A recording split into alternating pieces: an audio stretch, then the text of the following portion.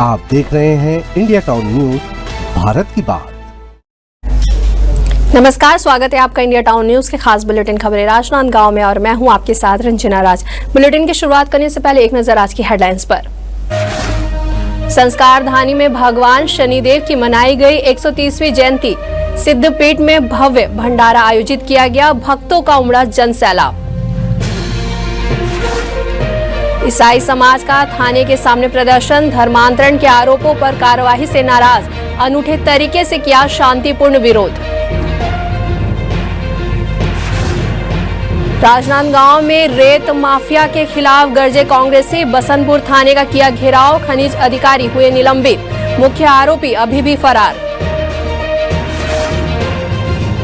कृषि संस्कृति की खुशबू से महका राजनांदगांव, हरेली पर्व में दिखी ग्रामीण आस्था की झलक, किसानों ने की समृद्धि की प्रार्थना।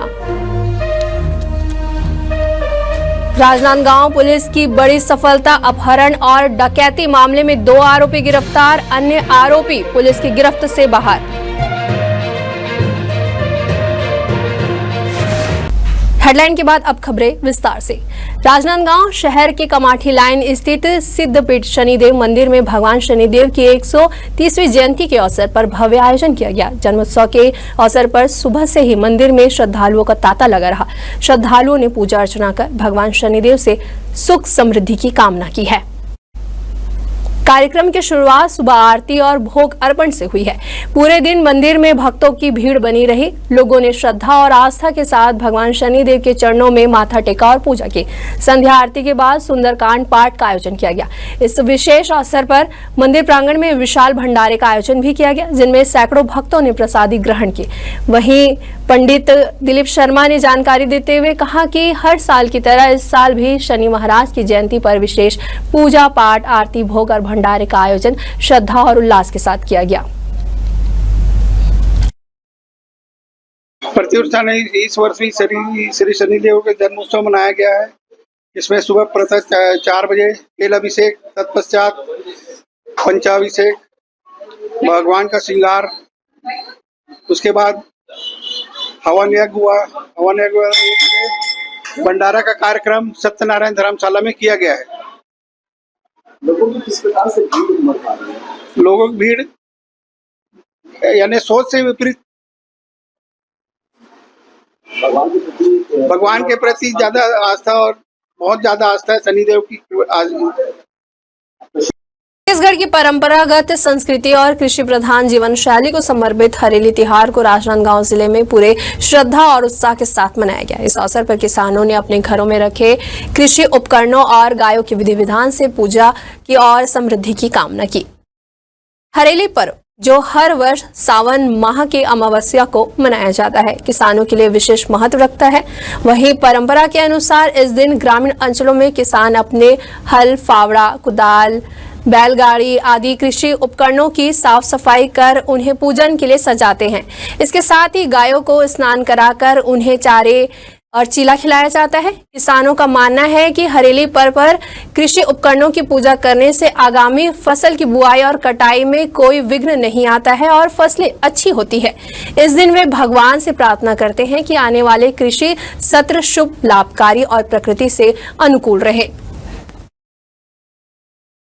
आज सावन अमावस्या के दिन हरेली त्योहार मनाथन। और हरेली त्योहार हमारे छत्तीसगढ़ के सांस्कृतिक परंपरा से जुड़े हैं। ये हमारे पहली त्योहार है। इनमें हमारे गौ माता, जो आज गौ माता और धरती माता के पूजा करथन, जे हमारे जिंदगी चला के रास्ता दिखाते। धरती माता में अपन बीज डालथन तो हरियाली पैदा होते।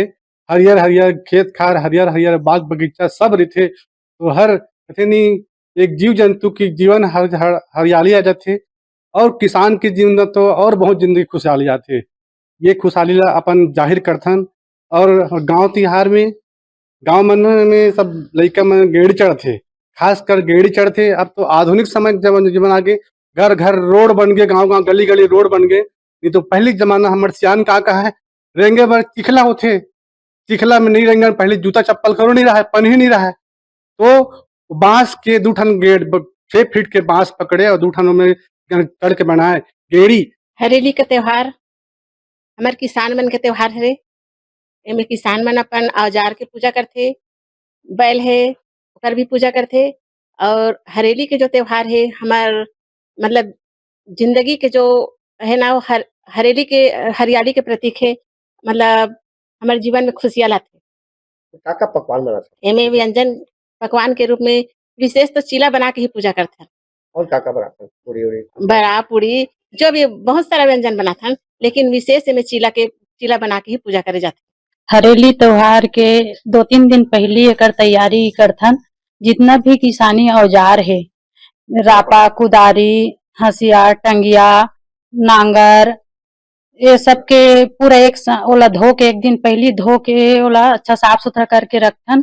और ओला वो दिन हरियाली के दिन अमावस्या के ये एकर हरेली तिहार मनाए जाथे और पूरा छत्तीसगढ़ में मनाए जाथे। और हमार किसान मन के ये त्योहार है और गौ माता के भी, लक्ष्मी के भी एमे पूजा करथन और चीला के भोग लगाथन और बहुत सारा व्यंजन बनाथन, ठेठरी, खुरमी और कटवा, हाँ पूड़ी, बड़ा, बहुत सारा व्यंजन बनाथन। और आज के दिन भी गेड़ी भी बनाथे बच्चा मन ह और मतलब उमे मस्त दौड़थे, खेलथे, कछार में भी सब महिला बच्चा मन भी खेले बर जाथे। राजनांदगांव से आपको बड़ी खबर बता रहे हैं, जहां मोहड़ वार्ड में 11 जून की रात रेत तस्करों के द्वारा की गई फायरिंग का मामला लगातार तूल पकड़ता ही जा रहा है। इस गोलीकांड से क्षेत्र में दहशत का माहौल बना हुआ है। वहीं पुलिस ने अब तक इस मामले में 9 आरोपियों को गिरफ्तार कर लिया है, जिनमें अवैध रेत उत्खनन में शामिल जेसीबी और हाईवा मालिक सोमनी निवासी अभिनव तिवारी भी शामिल है। आपको बता दें कि घटना के मुख्य आरोपी की गिरफ्तारी अब तक नहीं होने पर कांग्रेस कार्यकर्ताओं ने बसंतपुर थाने का घेराव किया। कांग्रेसियों का आरोप है कि पुलिस इस मामले में गंभीरता नहीं बरत रही है और मुख्य आरोपी को जानबूझकर बचाया जा रहा है। वहीं प्रदर्शन के दौरान कांग्रेस नेताओं ने दोषियों की गिरफ्तारी की मांग की है और पुलिस प्रशासन को चेतावनी दी है कि अगर जल्द ही कार्रवाई नहीं हुई तो आंदोलन को और भी ज्यादा तेज किया जाएगा। इस बीच राज्य सरकार ने भी रेत तस्करी के मामलों में लापरवाही बरतने पर खनिज अधिकारी प्रवीण चंद्राकर को निलंबित कर दिया है। बता दें कि चंद्राकर पर रेत माफियाओं को संरक्षण देने के आरोप लगे हैं। वहीं इंडिया टाउन न्यूज की टीम भी धरना स्थल पर मौजूद रही और कांग्रेस कार्यकर्ताओं से बातचीत की। कांग्रेस पार्टी के द्वारा आज बसंतपुर थाने का घेराव किया गया। उनका ये सोच था कि मोहड़ गोलीकांड के जो 2 आरोपी बचे हुए हैं, संजय सिंह और एक अन्य, उसकी गिरफ्तारी नहीं हो रही और किसी तरीके से राजनीतिक दबाव है या इस टाइप का है। तो हमने उन्हें आश्वस्त किए हुए कि हमारे द्वारा अभी तक टोटल 9 लोगों की अरेस्टिंग हो गई है, प्लस उसमें गाड़ी जो उनकी प्रयुक्त हुई थी 2 वाहन और जो हथियार यूज हुआ था, हमने सभी को जब्त कर लिया है और माननीय न्यायालय के समक्ष प्रोड्यूस कर दिया है। इसके अलावा जो 2 लोग फरार चल रहे हैं उनके ऊपर में हमने उद्घोषणा भी जारी की है। साथ ही उनकी जो चल अचल संपत्ति की जानकारी भी हमारे द्वारा माननीय न्यायालय के समक्ष प्रोड्यूस कर दी गई है और उन्हें हमने आश्वस्त किया है कि किसी भी तरीके का दबाव नहीं है, जो नीट एंड फेयर इन्वेस्टिगेशन हो रहा है। साथ ही शीघ्र हम इनकी भी गिरफ्तारी कर लेंगे। हमारी टीमें अभी लगातार एमपी में जाके उनके इलाकों में दबिश दे रही है। राजनांदगांव के मोहड़ में जो पूर्व दिन में गोलीकांड हुआ था, उसमें जो भाजपाई नेता का नाम आ रहा था संजय सिंह, उसकी गिरफ्तारी के लिए आज राजनांदगांव में पूरे कांग्रेस जन के द्वारा यहाँ पर आंदोलन किया गया, जिसमें राजनांदगांव के बसंतपुर थाने का घेराव किया गया है। इस बसंतपुर थाने के घेराव में हमारे साथ अभी विधायक इंदर शाह मंडावी भी है जी, यहाँ पर आज घेराव करने के लिए आए हुए हैं। किस प्रकार का माहौल है? तकरीबन 1 माह बीत चुका है इस गोलीकांड मामले में, अभी तक की गिरफ्तारी नहीं हुई है। अभी ये लोग पुलिस, आज हम लोग पूरे शहर जनता कांग्रेस, जिला कांग्रेस और पूरा ग्रामीण जिला कांग्रेस के साथ में यहाँ पे रैली लेके आए हैं और विश्वास है कि 1 महीना 15 दिन का 1 सप्ताह का अल्टीमेटम दिए हैं। 1 सप्ताह में अगर ये नहीं करते हैं तो हम लोग हर मोहल्ला में यहाँ पे रमन सिंह का और गृह मंत्री का पुतला जलाएंगे। पुलिस के द्वारा यहाँ पर तकरीबन 9 लोगों की गिरफ्तारी भी हो गई है और वही देखा जा रहा है तो पुलिस के एक अधिकारी भी सस्पेंड हुए हैं। हाँ, नहीं तो उसमें जो शामिल है उसको सस्पेंड करना ही पड़ेगा, जिसके लिए हमारे कांग्रेस जितने भी हैं पूरा मुखर है, तभी सस्पेंड हुआ है। अगर सब मुखर नहीं रहते तो सस्पेंड नहीं होता ओपी देवांगन। क्या कारण ऐसा लग सकता है, माना जा सकता है कि भाजपा के नेता का नाम आ रहा है और वो उसकी अभी तक की गिरफ्तारी नहीं हुई? नहीं, गिरफ्तारी के लिए आए 2 व्यक्ति बचे हैं, उसमें संजय सिंह मुख्य है। संजय सिंह को गिरफ्तार करना पड़ेगा और हम लोग अभी तो सिर्फ सड़क की लड़ाई लड़े हैं, हम मोहल्ले गाँव में हर जगह हम लोग लड़ाई लड़ेंगे और हमारे जिला कांग्रेस कमेटी और ब्लॉक कांग्रेस कमेटी इसमें बहुत ही मुखर हैं और जिम्मेदारी से काम कर रहे हैं। क्या पुलिस की इस पर भाजपाइयों के साथ में संलिप्तता है? बिल्कुल होगा, इसमें कोई शक पैदा नहीं होता, नहीं तो अभी तक गिरफ्तार हो जाते वो। शुरू में मैं अभी पूछा इनसे टीएसपी और टीआई से कि पहले बोल रहे थे गोली नहीं चली है, पर अब कह रहे हैं गोली चल रही है, तो ऐसा क्यों? विरोधाभास। तो लोग उसको दूसरे तरीके से मोड़ दिए, जबकि गोली चली थी, जिसका सभी गवाह है वहां पे। तो ये सब काम चल रहा है भाजपा के राज में, पूरा अन्याय अत्याचार, पूरे दमनकारी नीति अपना रहे हैं, जिसका हम लोग पुरजोर विरोध करते हैं। और हमारे आसिफ अली, कुलबीर छाबड़ा जी के नेतृत्व में यहाँ पे बहुत बढ़िया, सूर्यकांत जैन, सभी के नेतृत्व में जोरदार काम हो रहा है।